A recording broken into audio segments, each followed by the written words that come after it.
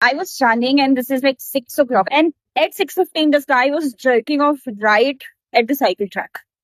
It's crowded. If you're from Hyderabad, you would know this cycling track is extremely crowded. Even morning, like I wish my camera would have opened like 2 milliseconds earlier. I could have shown his face. This guy was jerking off right in front of me, and now he left. But as for what else am I supposed to wear? I'm fucking running. And I don't even come before sunrise. I come always after sunrise. I check the sunrise time and I start at that time.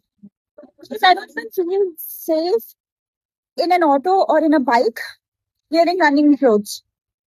Because these auto walas and bike walas will keep staring and they will be like uncles, like 55-year-old uncles. This is supposed to be a safe space, right? Like, isn't it Hyderabad?